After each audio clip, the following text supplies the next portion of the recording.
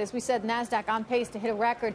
Joining me right now, Kingsview Asset Management as well, CIO Scott Martin. Scott, how much of this is attributable to just the sort of secular shift, if you would, or cyclical shift, rather, in the economy? How much is attributable to the president? I think a lot of it, Trish. I mean, you guys were talking about the GDP numbers. You know, a lot of the pickup in GDP this quarter, past quarter rather, in this report was businesses, right? Because the consumers got hit with the hurricanes, but businesses picked up the slack because, Trish, as I like to say, gone is the "you didn't build that" message that was just delivered to the business community over and over again by President Obama. Now it is, how can we help you, Mr. and Mrs. Businessman and Woman, from D.C.? So that's why businesses are going out there confident, spending, and hiring workers, which is going to drive the S&P prices higher because of the fact that businesses are back in this country. Hey, that's good stuff. I like the sound of that, Keith.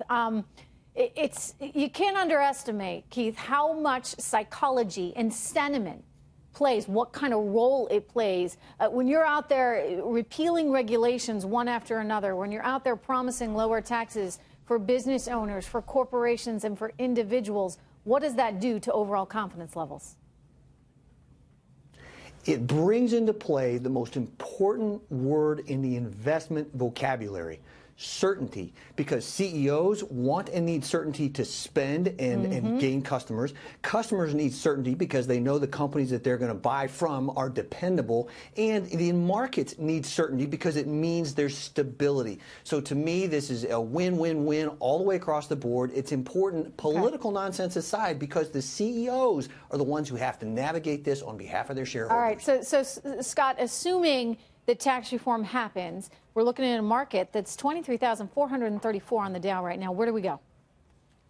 Easy Dow, 25,000, Trish. Wow. And it's probably relatively soon. You know, we'll get this probably knocked in maybe by the end of the year and maybe in 2018, which is okay because it's about going forward that the market really wants to see. And so I think you're easily going to see the Dow pop here as we go into the end of the year, especially given, as you guys have talked about, this really amazingly strong earnings report that we're just seeing today from, say, some of the Googles and the Amazons of the world. Plus, we got Facebook and Apple next week. So don't forget, we've got another lift coming, I think, in a matter of days, too. Is that what you're hearing, Nicole? Washington. I mean, what you're seeing out of Washington, you still see the ball rolling. I know we've been talking a lot about tax reform, budgets, and that really is still well on its way. Everybody bet on that. And you couple that with the great earnings this season that we've seen and fundamentals, things have improved. I know it feels crazy in the run-up that we've seen, all-time highs, one record after another. And sure, everybody's always cautious and watching, but the feeling is still optimistic, big picture, for the longer term. And what a day today with these tech earnings blowout numbers.